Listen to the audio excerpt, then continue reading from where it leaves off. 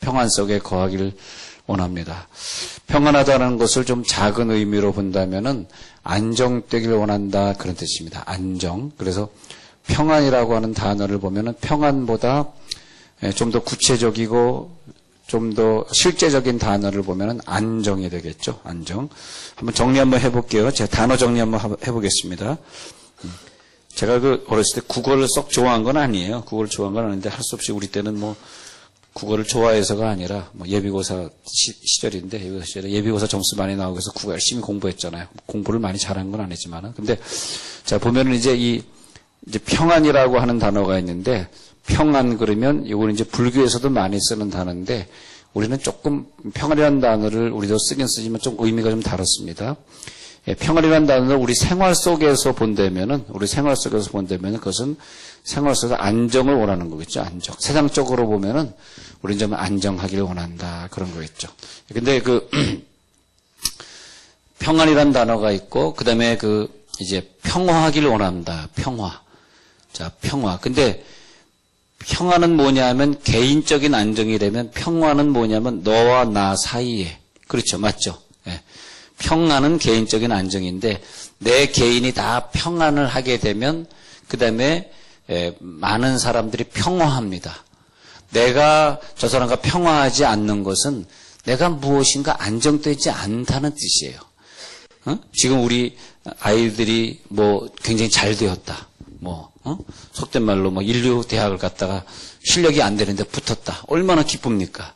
그 사람이 무슨 다른 사람을 미워하고 다른 사람을 비판하고 그런 다른 사람을 시기 질투할 여유가 있겠어요? 그러지 않겠죠? 지금 당장 나에게 축제가 있는데 내가 잘 되어야지, 내가 평안해야지 평화가 되는 거죠. 그래서 이런 비슷한 단어들이 있는데 이 평안과 평화를 다 합쳐서 본다면은 영적으로 보면은 더 높은 단어가 있는데 그것이 뭐냐니까 평강이라는 단어예요. 평강. 그래서 이것은 평강은 기독교에서 많이 쓰는 단어고 평안도 우리가 많이 쓰지만 평안할지어다. 예수님 오늘 말씀하시기를 내가 너희들에게 온 목적이 무엇이냐? 너희들에게 평안을 주려 함이니라. 그래서 두려워 떠는 제자들에게 평안할지어다. 마리아가 자기가 임신했다는 소식을 듣고 두려워할 때 천사가 나타나가지고 평안할지어다. 그러면서 그 개인적으로는 평안을 주신단 말이에요. 내가 평안했을 때 무슨 사건이 있느냐? 상대방의 그 평안을 누려요. 그래서 구원의 역사가 나타나는 것이 평화. 그래서 평화가 있을 때 우리는 또 다른 단어로 보면 화평이라는 단어. 화평. 우리가 하나님과 화평한다. 화평은 뭐냐면 하나님과 교제를 갖는 거. 하나님과 화평하라. 하나님 앞에서 우리의 죄가 속죄되었을 때 우리는 드디어 하나님과 화평하게 되는 거. 비슷한 평화가 화평이가 한자 이렇게 바꿔 쓰는 것 같은데 한자가 쉬운 단어니까 한번 써볼까요? 평안. 자, 예수님이 누가복음 19장 41절 42절에 보면 성에 가까이 오사 우시며 가라사대 너도 오늘날 평화에 관한 일을 알았으면 참 좋았겠는데 하면서 평화에 관한 일을 알았더라면 예수님이 예루살렘 성을 보면서 이상한 말을 하셨어요. 네가 오늘 평화에 관한 일을 알았었다면 좋았을 텐데 오늘 네 눈에 그것이 숨기웠도다. 그 말이 뭘까요? 예루살렘 성을 보면서 우시면서 왜 평화에 관한 일을 알았으면 좋았을 텐데. 그러니까 너희가 평안에 관한 일은 아는지 모르지만 평화에 관한 일은 모르는구나.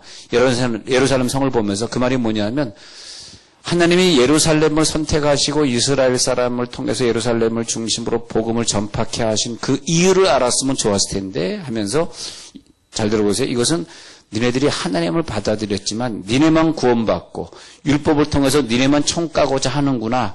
이 평화에 관한 일을 알았으면 좋았을 텐데 너희를 선택하신 이유는 너만 구원받는 것이 아니라 모든 열방이 너를 통해서 구원받는 그 진리를 알았으면 참 좋았을 텐데 네가 그것을 몰랐기 때문에 하면서 예수님이 예루살렘을 보면서 우시는 거죠. 왜 울었냐 하니까 네가 그걸 모르기 때문에 AD 70년에 너희 성은 파멸될 것이다. 티토 장군에 의해 가지고 아주 그냥 도리에 돌을 하나 좀 놓이지 아니하고 완전히 파괴될 것이라는 것을 예수님이 미리 보시면서 우시는 거죠. 우리가 인생을 살면서 평화, 왜 나에게 평안을 주셨냐? 그것은 이웃과 평화하라고 주셨는데 이웃과 평화하지 못하고 하나님과 화평하지 못하기 때문에 온전한 평강을 누리지 못한다면 우리들에게 평안을 왜 주셨는가? 근데 예수님은요, 예수님은 어떤 분이시냐? 우리들에게 평안이 있을지어다 하시면서 예수님은 뭘 가지고 계셨냐? 예수님은 평강을 가지고 있었다. 이렇게 보는 거예요. 예수님은 평강을 가지고 있었어요. 예. 그 평강을 가지고 있었다라고 하는 말은 뭐냐 하면, 이것과 좀 달라요. 우리는 고난을 받으면 평안이 깨지잖아요. 우리의 평안은 고난이 있으면 평안이 깨지게 되어 있습니다. 아이, 기분 나쁘네, 화나네, 아우, 창피하네, 두렵네. 예. 여러분, 가인과 아벨 사건에서 보면 말이에요. 가인과 아벨 사건에서 가장 두드러진 것이 싸우는 거예요. 시기하는 거예요. 아벨이 제사 드린 것을 못마땅히 하는 거예요.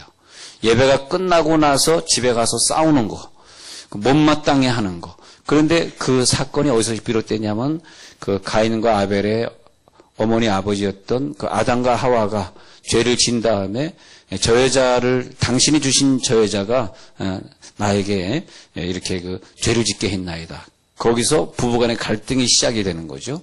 그 부부간의 갈등이 자식을 낳더니 그 부부간의 갈등을 보던 가인이 자기 동생을 또 죽이는 더 큰 일을 저지르게 되죠. 그게 어디서 오냐면 우리의 마음속에 우리가 잘 알지 못하는 우리의 마음속에 우리가 잘 알지 못하는 이 시기, 그다음에 미움 이런 것으로 말미암아 생기는 어떤 이런 것으로 말미암아 생기는 어떤 결과들, 이렇게 생기는 그런 결과들에 의해 가지고 우리들의 마음에 평안이 깨지니까 그다음에 화평하지 못하게 사는 거죠. 화평하지 못하게. 왜냐하니까 우리는 너와 나 사이에 평화하기를 원하니까. 내가 좀 평안이 없어도 너와 나 평화하기를 원하니까 그래 내가 같이 해줄게. 그런 것이라고 생각합니다. 그래서 우리는 항상 나라가 그 평화스러운 나라, 평화스러운 국가, 너도 행복하고 나도 행복하고. 근데 어느 정도 이제 경제 수준이 우리나라가 높아지니까 서로 평화하는 거죠. 또 가정의 수준이 높아. 그러니까 지성인들이 많아지면서 우리나라에 기독교 인구가 아주 많아지고 있는 거죠. 지성인일수록 예수를 더 열심히 믿으니까. 그리고 지성인일수록 상대방과 평화하길 원하니까 그런 거죠.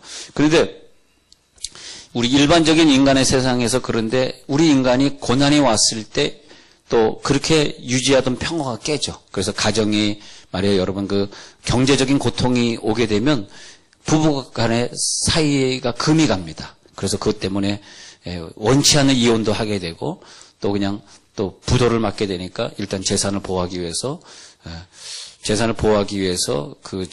형식적으로 이혼 서류 밟고 그런 것들이 참 안 좋은 것 같아요. 경제를 보호하기 위해서 우리 형식적으로 이혼 서류를 꾸미자 것이 진짜 이혼한다는 건 괜찮은데 진짜 이혼이 아닌데 그런 서류라고 하는 것은 우리 가정에 아주 좋은 그런 건 아닌 것 같습니다. 자, 그런데 우리가 고난을 만나면 그런 평화가 깨지잖아요. 근데 예수님이 어떤 분이셨냐 하니까 요게 좀 다른 걸 설명하려고 지금 제가 설명을 드린 것인데 예수님은 고난 속에 태어나시고 태어나자마자 애굽에 쫓겨가시고 하면서 고난의 연속이었어요. 고난의 연속인데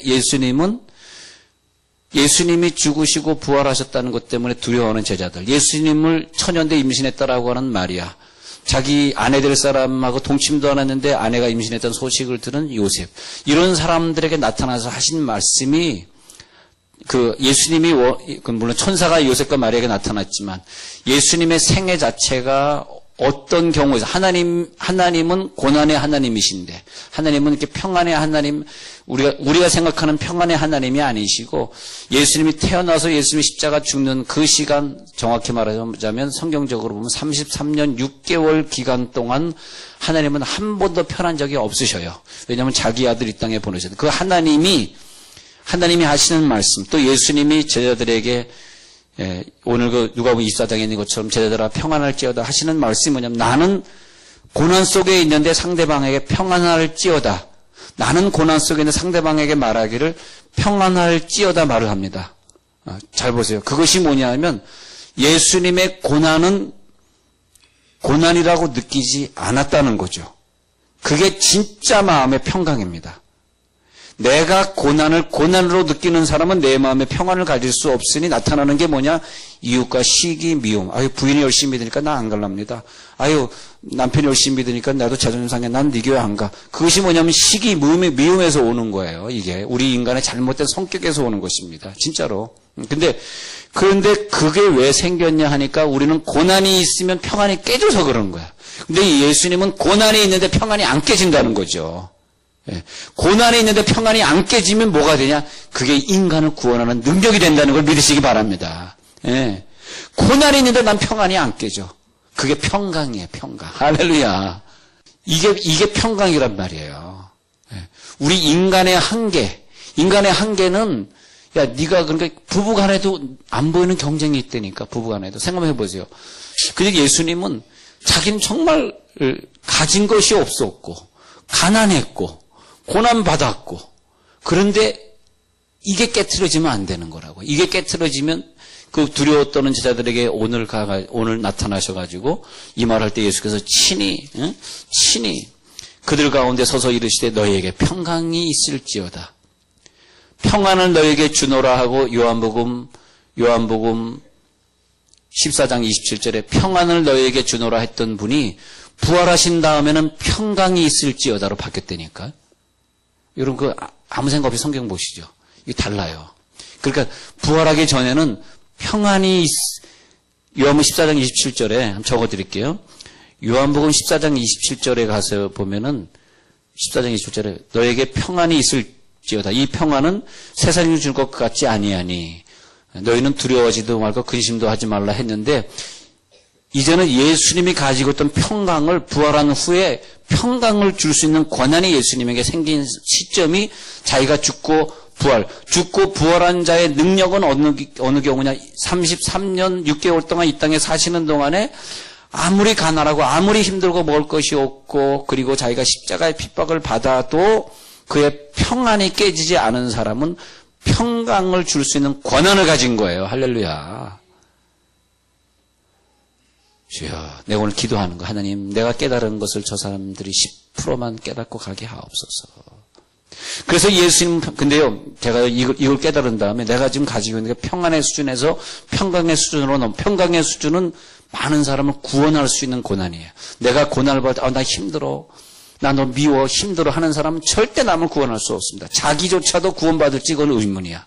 그러나 내 속에 평강이 넘치는 자는 옆에 있는 사람들이 당신을 보니까 그 고난 속에서 끝까지 흔들리지 않는 거 보니까 당신의 하나님은 분명히 살아계시는구나.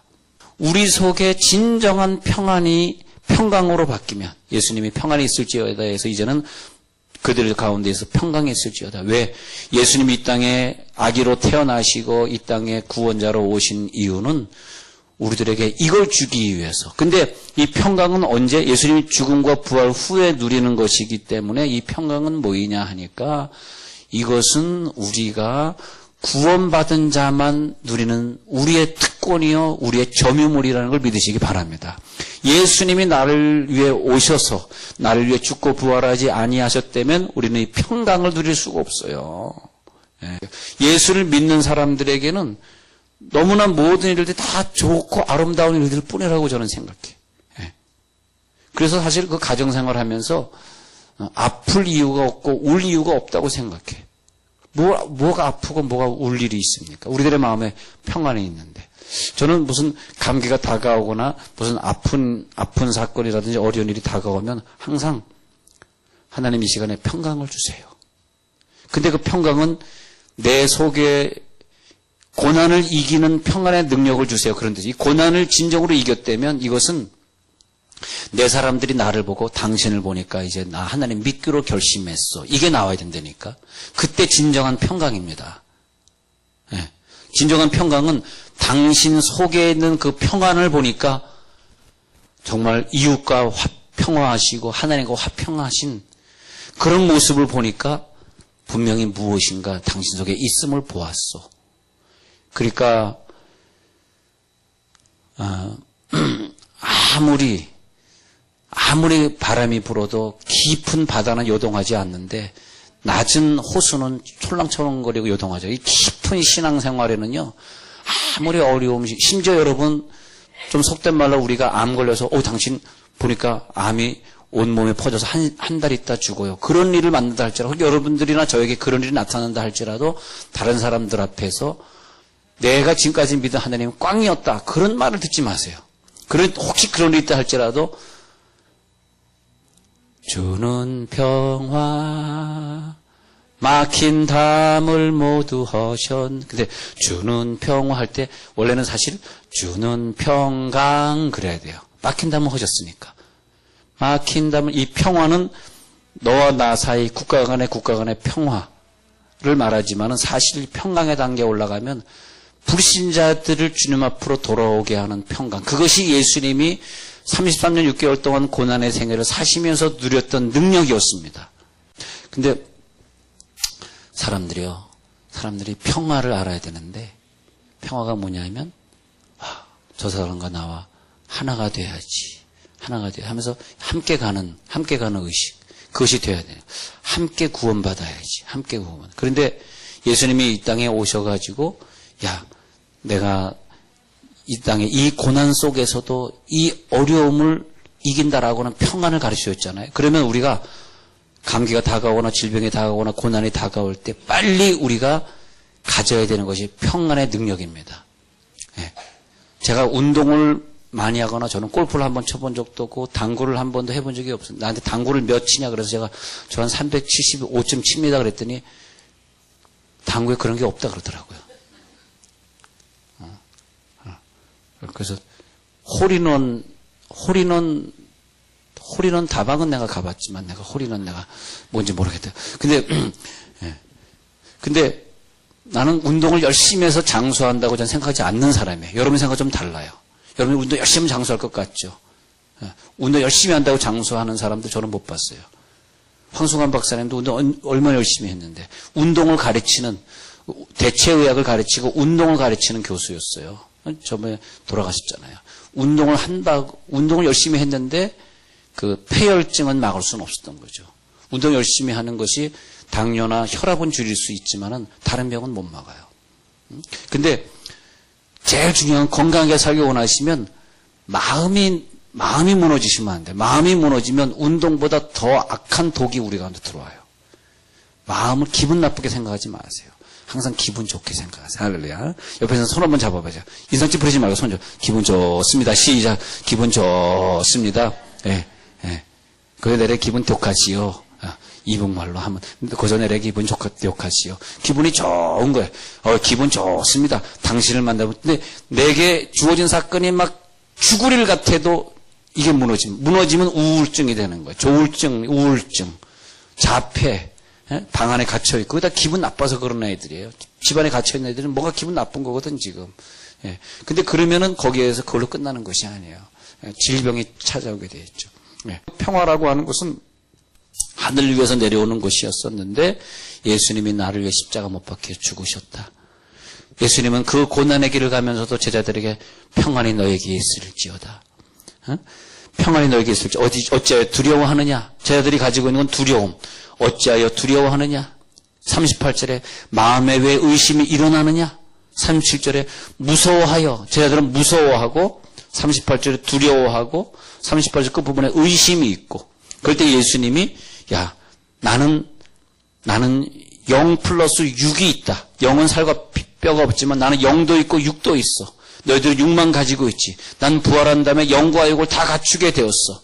그러면서 보여주시면서 생선 한 토막 줘봐라. 내가 먹는 걸 보여줄게. 이렇게 6을 가지고 있으면서도 6을 가진 자가 평안할 수 있으니 너희도 6을 가지고 있는 자로서 평안하라. 평안하라.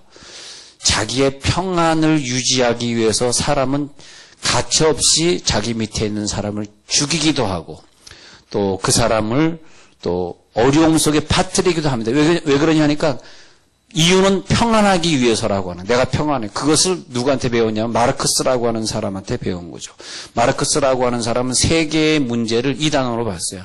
이 세상은 평안해야 된다. 평안하기 위해서는 어떻게 해야 되겠느냐? 평안하기 위해서 마르크스 하는 얘기입니다. 경제 문제가 해결돼야만 된다. 그러면서 그가 들은 얘가 동물은 이상하다. 아무리 사자라 할지라도 그가 배가 부르면 앞에서 토끼가 뛰어놀고 뭐 사슴이 뛰어놀아도 절대 걔네들을 잡아먹지 않는다. 그래서 배가 부르니까 그렇다. 그래서 이 세상에 싸움이 있는 곳은 배고픈 사람들이 있어 그러니까 배고픈 사람들의 수준을 배부른 사람으로 다 만들어주면 된다. 그래가지고 부자의 것을 뺏어다가 가난한 자들에게 주면 된다. 사회주의가 나오게 되었고 그래서 세상은 평안을 유지할 것이다 했는데 착각을 하게 된 거죠. 인간은 사자와 달랐던 거예요. 인간은 가지면 가질수록 더 인간이 사나워지더라는 거예요. 인간은 가지면 가질수록 상대방을 더 죽이려고 하고 더 누리려고 한다 이거죠. 그래서 평안할 수가 없는 거다 인간은. 결론은 그렇게 된 거죠. 평안할 수가 없다. 그러니까 내가 더 높은 권자에 앉으려고 자기의 친척이든 누구든 가차없이 죽이고 자기는 평안을 누려야 되는데 사실은 죽이고 나서 보니까 그 사람을 아주 그냥 이 정치 세계에서 몰아내고 보니까 내가 평안할 줄 알았는데 세상에 더 많은 어려움들이 기다리고 있고 더 많은 국민들이 아우성을 치고 있다라고 하는 거예요. 그러니까 내가 평안하려고 나라를 평안시키려고 했던 이 모든 행위들이 결국은 나에게 다 돌아오는구나. 그것이 뭐냐 하니까 개인적 이기주의적인 기쁨을 얻고자 하는 잘못된 평안이었음을 알게 된 것입니다. 그러나 오늘 예수님은 너에게 평강이 있어라. 내가 너에게 평강을 주노라라고 말하는 것은 자기가 고난을 받으면서 끝까지 평안이 깨지지 않았기에 어쩌면 그래서 예수님이 이 땅에 사는 동안에 본인이 다른 사람 질병은 고쳐줬지만 본인이 질병을 당할 필요는 없었던 것 같습니다. 여러분 질병을 이기는 권세는요. 오늘 이 속에 평강이 들어가는 것임을 믿으시기 바랍니다. 그런 가운데 운동을 하세요. 운동하지 말라는 뜻이 아니라 그런 가운데 운동도 하고 친구도 만나고 스트레스도 푸세요. 근데 평강이 없는 가운데 운동하고 평강이 없는 가운데 친구 만나는 것은 우리들이 그렇게 건강한 건 아니라는 거죠. 근데 이 평강은 어떻게만 가능하느냐? 다른 사람들을 구원하는 평강까지 갈 때 참 평강. 진짜 건강하고 진짜 경제적 축복을 누리기를 원하신다면 이웃과의 시기, 미움, 질투를 없애세요. 이게 있는 한 절대 평강할 수 없습니다. 가정 안에서 하나가 되세요. 그것은 어디로 발전되느냐? 모든 인류를 구원하는 그 구원의 평강으로 발전되게 되어 있습니다. 자, 결론하고 마칠게요. 자, 예수님은 고난 속에서 평강을 유지하셨듯이 우리가 고난이 있고 힘든 일이 있다 할지라도 고난 속에서 태어나자마자 애국으로 피난 가셨던 고난의 주님은 우리와 함께 계신 걸 믿으시기 바랍니다. 그래서 고난 속에 있었던 초대교회 교인들에게 그 성령의 능력이 임했을 때 예수님의 현존을 체험할 수 있었고 그걸 체험함으로 말미암아 세계 선교사들이 되고 복음 전도자들이 되었던 것입니다. 다음 주 성탄주일이 되는데 한 주간 동안 성탄주일을 기다리면서 우리들에게 사명적인 평안, 그것이 사명적인 평강으로 되면서 많은 사람들, 내 주변의 사람들에게 평안의 능력을 전달해 주시길 간절히 축원합니다.